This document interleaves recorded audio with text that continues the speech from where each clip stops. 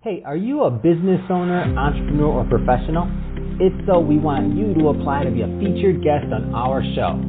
My name is Adam Torres, and I host the Mission Matters series of podcasts. I've recorded over 3,000 episodes, and we are just getting started. How do you know if you'd be a good guest to be on the show? Well, only one way to find out, and that's to apply, but I'm going to let you in on a little secret. We want guests that have a story to tell, guests with a brand, a product, or a service that can benefit my audience of listeners. If this sounds like you, go to missionmatters.com and click on Be Our Guest to apply. I'd love to talk to you and get to know more about your story. Again, head on over to missionmatters.com and click on Be Our Guest to apply. All right, now let's get into the show. Hey, I'd like to welcome you to another episode of the Mission Matters Business Podcast, your source for all things business.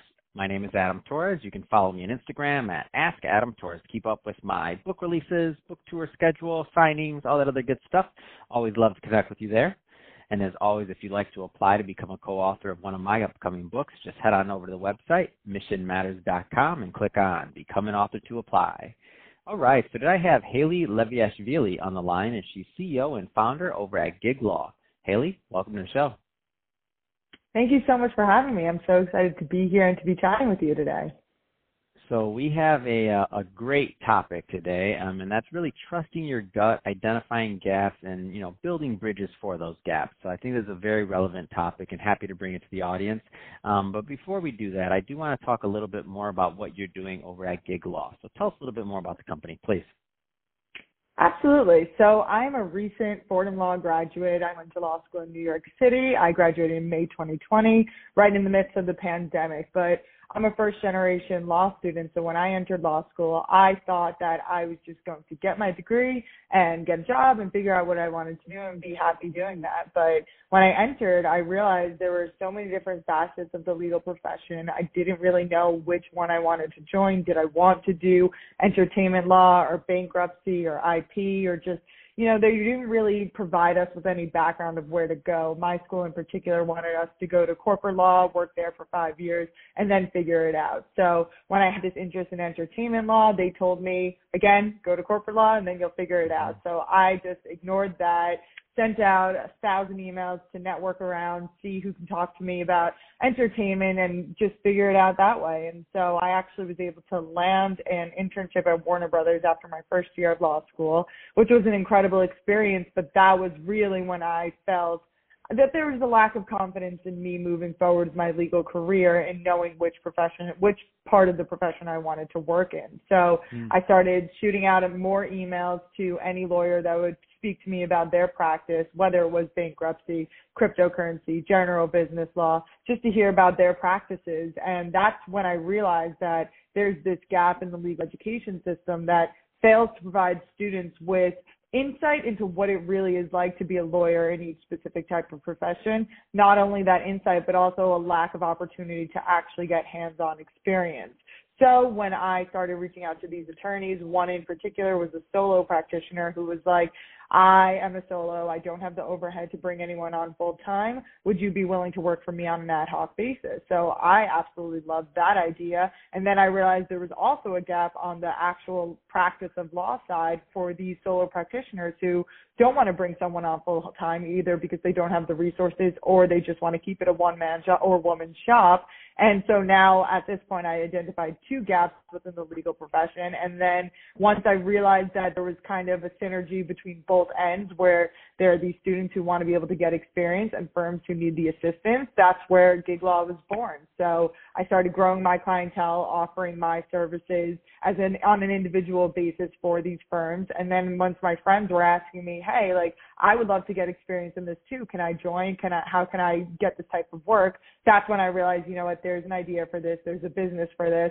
Let me dive into this entrepreneurial path and forego the traditional legal path and grow this into what it is today and hopefully a lot bigger than what it is as well. So that's kind of the history of gigLAW and how I got to where I am now. What an amazing story. I love it. And what I like about Thank it you. is that you had a problem yourself and you went out, you solved it, and then you decided to be of benefit to other people. I mean, these are my favorite types of entrepreneurial stories. It's like you didn't go to school thinking, I'm going to solve this and I'm going to set this business. Like, no, you had a problem, you fixed it for yourself, and then you're like, whoa, there's a lot of other problems, and here goes a gap in the marketplace. And like, so I think it's great. What are the, now, obviously, you have a unique vantage point in considering like the problems that you're tackling, the amount of people you've talked to, and kudos to you for the thousands of reach outs. Not everybody does that, so that's awesome. But what are some of those mistakes that you've made kind of along the way? And like, if you go back to that Hayley that was maybe just getting started again, I mean, what kind of things would you tell her?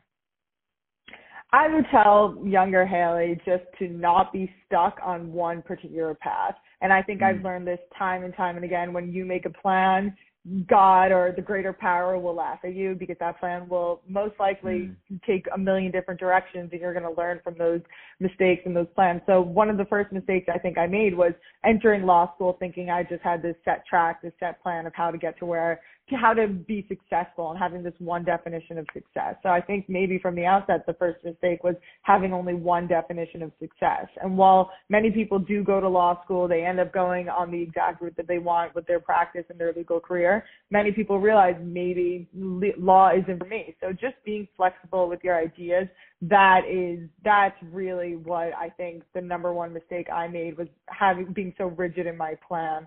And then once I actually started diving into this business world and the entrepreneurial world, I think the number one mistake I made at first was assuming what the client wanted. So I originally thought that, okay, clients, these small firms are going to want a portal where they can upload assignments, kind of like an Upwork for law students and lawyers in particular, like having that specialization of a form of Upwork. But then I realized once I started talking to the clients who I brought on board, they said they don't want a portal. They don't want to upload into the abyss.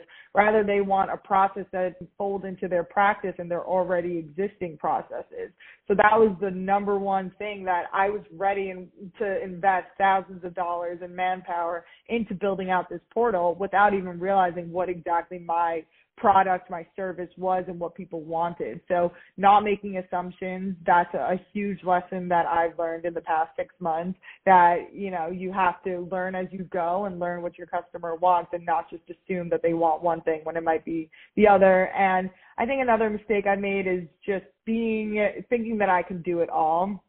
As a CEO and a founder, not having a co-founder, the biggest thing for me, the most difficult task that I had, was not being able to delegate out, not being able to trust people that they're going to do the work, the same high quality work that I want the work to be done for our clients, and just getting over that hurdle, that kind of, selfish way of thinking that you can do it all, is definitely something that's inhibiting. So once you are able to send out work, delegate, and trust other people, you can grow immensely, more than you would have been able to on your own. So that's another thing that I've learned, which has been an incredible lesson as well. What are the steps that you take daily really to work towards your goal? Because you seem like a pretty goal-oriented person to me. Absolutely. So this is something that I've again learned mainly over the last 6 months, when I've realized that setting goals for yourself, and saying them out loud, putting them out into the universe, is really how you're going to get there. So I set daily goals, weekly goals, monthly goals, 6-month goals, year-long goals, 5-year-long goals. And so obviously the 5-year-long goals, those can inevitably change, as can the 1-year goals. But I think the daily, weekly, and monthly goals, those are much more short-term. There's something that you can tackle, and that really helps me achieve my goals and stay organized and see where I'm going, adjust and adapt as I need to. And so that's been essential for me and the business, getting a whiteboard, writing out those goals, and just really sticking to them and making sure that you are following the path that you want to follow. And again, adapting as need be, because again, things change, and that's okay. And that's definitely going to happen. One path that you're on might change a little, or you might have to adjust your goals a bit. But at the end of the day, I truly think if you set goals and then write out the steps that are required to get to those goals, then you are in an extremely beneficial place for yourself. Fantastic. Are there any, common myths just about the legal profession in general that you want to debunk? Absolutely. So this is probably one of my favorite topics to discuss because, as I mentioned, when I entered law school and when many of my peers entered law school, and I think just the general notion around the legal profession is that you go to law school, you get your law degree, you practice law, and then you're happy, you figure it out, or maybe you're not happy. But either way, that's the path that's what I believed had to be.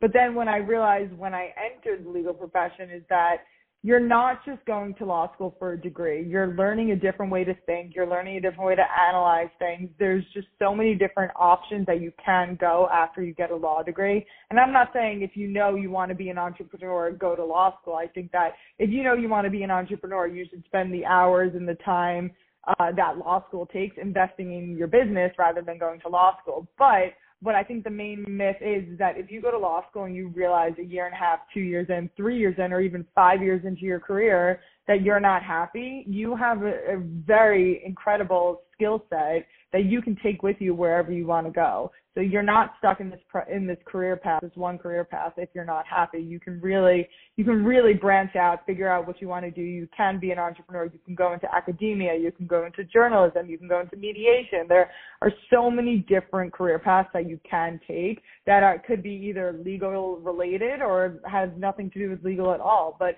either way, I just think that the notion that you go to law school, you have to be a lawyer the rest of your life, that's not necessarily true. So that's something that I think a lot of people need to hear. And it's something that when I was in law school, it was something that was very hard for me to admit and talk about with my peers that, hey, I found this idea, I'm embarking on a riskier entrepreneurial path, because people are like, you're going to law school, you're getting a degree, just go take that traditional path. But a lot of the times the people who take the untraditional path end up happier, more successful based on their definition of success.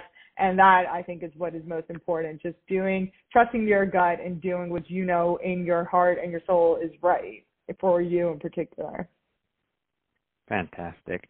So if somebody's listening to this, Hayley, and they want more information on gigLAW or to just connect with you on your work overall and to follow your content, what's the best way for them to do that?